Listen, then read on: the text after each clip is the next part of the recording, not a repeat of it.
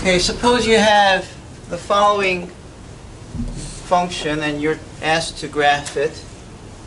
And also from the graph you have to figure out the domain and range.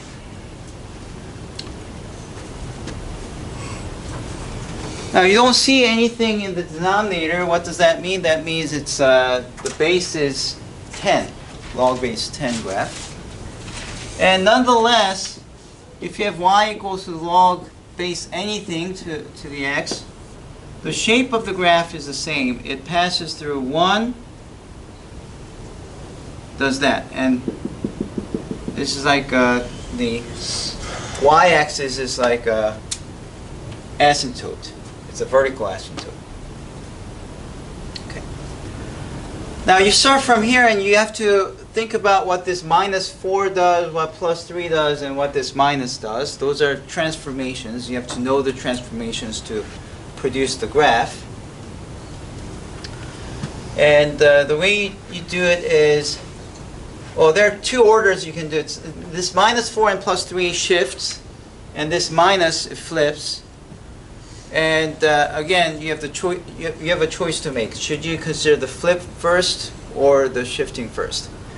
In this case, you apply the flipping first, and if you try to do both in two different orders, you'll find that considering the flip first is easier. So, in general, this is how you do it. If you have like negative of a function of some negative of some number, then you start from here. That's number 1.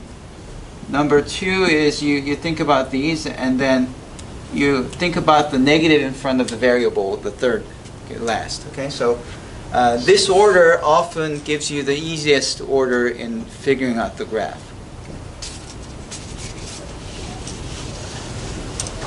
All right, so let's do this first. First, this minus, what does that do? Y equals to minus log of x.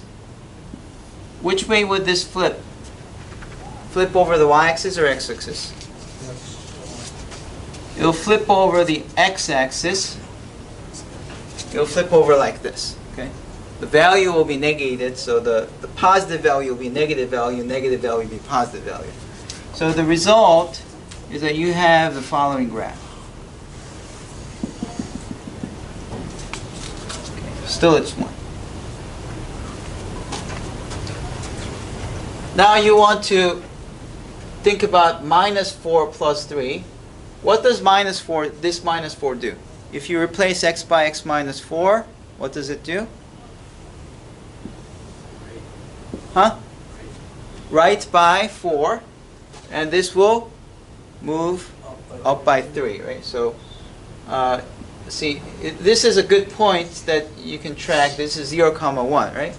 So 0, 1, if you move 1, 2, 3, 4 to the right, and you go 1, 2, 3 up, this is the point where you get this, right? Now, look at this one. If you move, see, this is the graph of x equal to 0, right? X equal to 0 is the y-axis. That's your vertical asymptote. If you shift this by 4, it'll be x equals to 4, right? So 1, 2, 3, 4. This is your 4. And actually, I should have drawn this first. So that's the graph that you're going to get. Okay. And this point would be now 5, 3. So that's the graph. Now from here, and by the way, there is no horizontal asymptote. It just goes down, down, down. Although it goes down really slowly, but it does reach negative infinity. All right. So what's the domain according to this graph? Your x value. Can you have x values here? There's no graph of these x values, right? So 4 to infinity. The domain is 4 to infinity. Do you include 4 or not? No, because it only gets closer and closer to 4. Okay. And what about the range? Range is, it's all reals, okay? So that's negative infinity to infinity. So that's the domain and range, and this is the graph.